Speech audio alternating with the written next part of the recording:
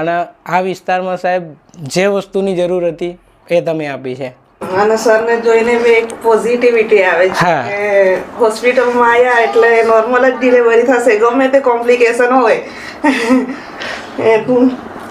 કહેવા માંગીશ કે ખબર છે એમનો તો વાંધો નથી, પણ જેને નથી ખબર કે તમે આવો, સર લોકોએ આપણા માટે આટલું બધું કર્યું છે તો તમે ખાલી આવો અને તમે પણ લાભ લો અને સરને પણ તમારી સેવાનો લાભ આપો. મારું નામ મનુભાઈ મોહનભાઈ ડિંડોર છે. મારું વતન દાહોદ. એ તો ડ્યુટી મારી દાહોદમાં જ ચાલુ છે.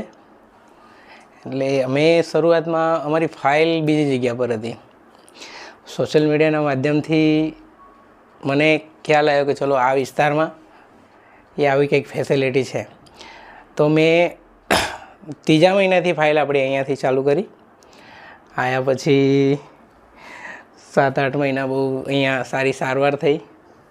અત્યારે માતા પણ સારી છે, મારું બેબી પણ સારું છે, નોર્મલ છે. અને જેટલી વસ્તુ અમે સાંભળી હતી બહારમાં એ વસ્તુ અમને અહીંયા મળી. અહીંનો સ્ટાફ બેસ્ટ, ચોકસાઈ બોકસાઈ બધું સારું છે, ફાઇલ ચાર્જ બી સારો છે.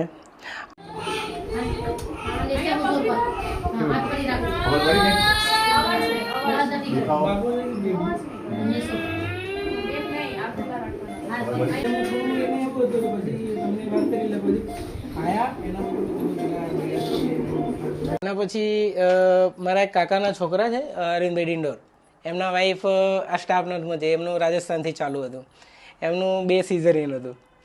એ સિઝેરિયન પછી એમના 2 આગળ બેબી હતા. અત્યારે આપણી હોસ્પિટલમાં આવ્યા અને બાબો લઈને ગયા છે. હું SRPFમાં નોકરી કરું છું દાહોદ ખાતે, ગુજરાત પોલીસ ડિપાર્ટમેન્ટમાં.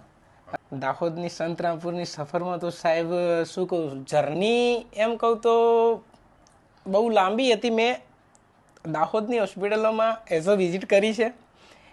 મારો 8 વર્ષનો યાનો અનુભવ છે. લીંબડીની પણ કરી છે, ઝાલોદની બી કરી છે. પણ મારું એમ કે છેલ્લું સ્ટેન્ડ આ આવી ગયું અને તમામ મળી ગયું મને.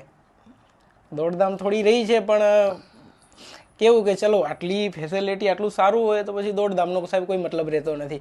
અમે જેના માટે આવ્યા હતા એ મૂળ વસ્તુ અમને મળી ગઈ છે.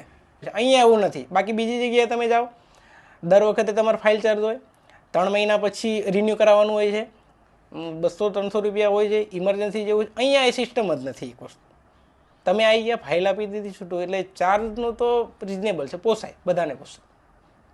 જઈશું સેકન્ડ ડિલિવરી.